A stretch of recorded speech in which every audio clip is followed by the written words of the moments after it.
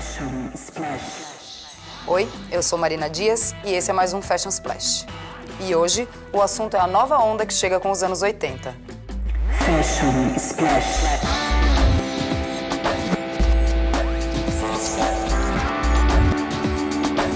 Splash, splash.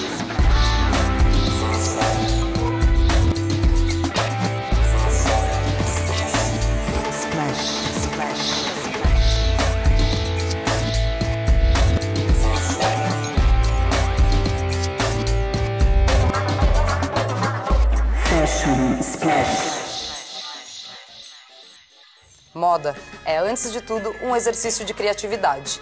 E em se tratando de criatividade, nem mesmo os anos de loucura da Belle Époque se igualaram aos anos 80.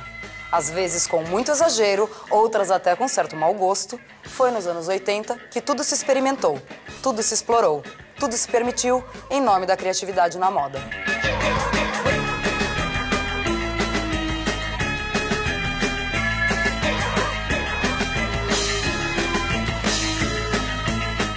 Mais uma pergunta. Por que a moda escolheu especificamente os anos 80 para viver seus anos mais criativos e arriscados? Porque ela podia. Porque nos anos 80, a moda se beneficiou de alguns aspectos socioeconômicos únicos e extremamente favoráveis à explosão de criatividade que se viu. Depois da ruptura da contracultura hippie, o casual wear se sobrepôs de vez às formalidades do vestuário cotidiano. Os punks de Malcolm McLaren vieram logo depois do Big Bang da contracultura e, com a delicadeza de seus coturnos, chutaram para o alto o pouco que havia sobrado.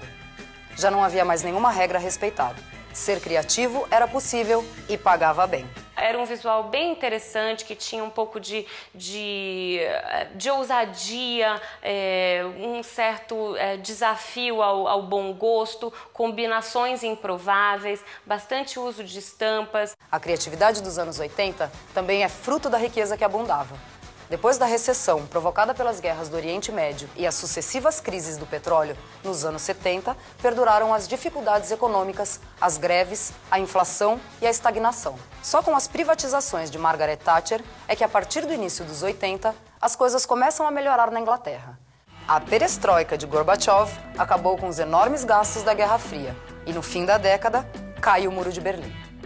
Nos Estados Unidos, Jimmy Carter perdia a eleição para o republicano Ronald Reagan. O orgulho do americano médio se recupera. Nos anos 80 foi uma coisa assim uma maré maravilhosa, a distensão política, de stand-up garrafa saiu um gênio de dentro. O mercado de consumo explode a níveis estratosféricos. Consumia-se tudo e muito. Em meio àquela prosperidade quase pornográfica, não é de se estranhar que uma das maiores influências da moda dos anos 80 tenha vindo de um seriado de TV que expunha as inconfidências da família de um mega barão do petróleo.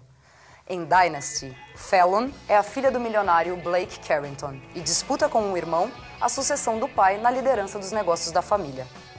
A mulher americana, que vivia no cotidiano a discriminação sexual no mercado de trabalho, se identificou na hora. Já tinha encontrado sua heroína e tudo nela parecia desejável, especialmente sua roupa e seu estilo. Uma coisa que eu acho que traz uma conexão natural para os anos 80 com a gente é a força da mulher, né? Tanto que a gente tem esse jargão dos anos 80 que é a Power Woman, né? A Power Woman é que estava em voga nos anos 80. Era também quando a mulher, ela começou a ganhar os campos de trabalho tanto quanto os homens, então elas tinham que ter ombros tão importantes quanto os dos homens, né? Elas tinham essa atitude yuppie que os anos 80 tinham, eram muito forte, as mulheres acompanharam muito essa moda também. Os cabelos são os que sofrem as primeiras consequências. Em geral, os cortes de cabelo podem ser responsabilizados pela má reputação que os anos 80 tiveram até pouco tempo.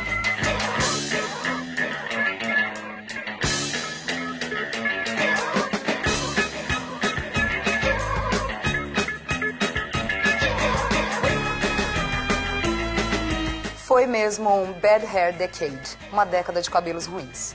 Eles foram frisados, repicados, descoloridos, coloridos, repicados novamente.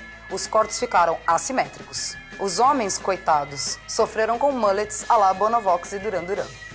Tudo parecia uma disputa para ver quem tinha o penacho mais alto, o penteado mais produzido.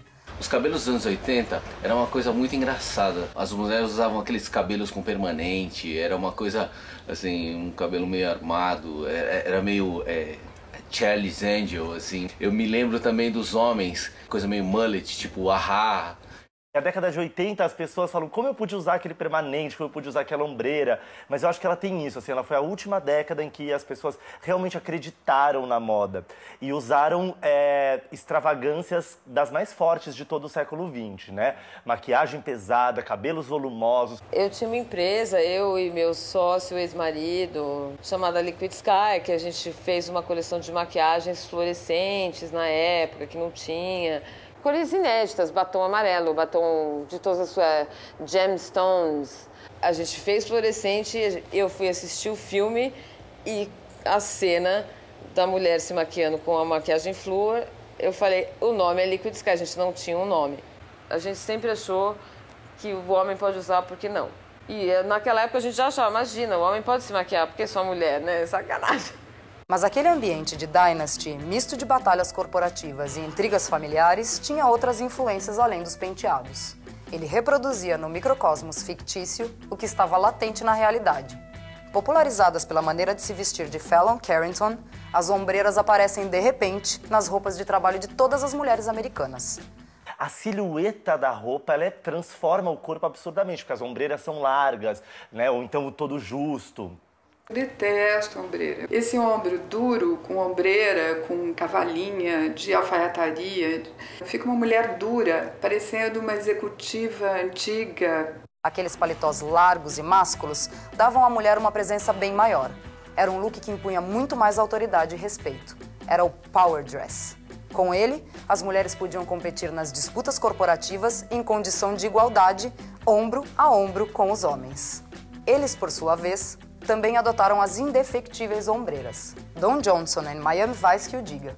Seu eterno conjunto, blazer, camiseta, calça de prega e tênis, se popularizou e até hoje é uma alternativa para os rapazes que usam blazer. Eu usava o estilo Miami Vice, que era o paletó de linho, calça de linho. Eu ia pra boate, eu ia de paletó. E Miami Vice mesmo, camiseta, o paletó de linho puxado, a calça de prega e sapato social ainda com pompom. Os sapatos bico fino, de salto estileto e o uso explícito de todas as joias que o dinheiro podia comprar, outra inspiração das mulheres Dynasty, completam o estilo básico do power dress feminino dos anos 80. Thierry Mugler é um dos nomes mais expressivos desse look na alta moda. Suas roupas tinham os ombros sempre armados, formando triângulos com as cinturas finíssimas. Tudo sempre em cores sólidas, as golas exageradas de recortes. Suas mulheres pareciam recém-saídas de algum filme noir. Uma de suas clientes mais famosas era conhecida pela ostentação, ninguém menos que Ivana Trump, então casada com Donald Trump, o milionário.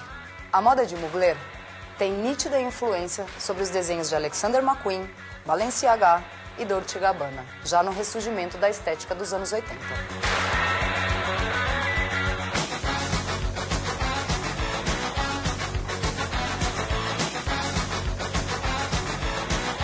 Fashion Splash.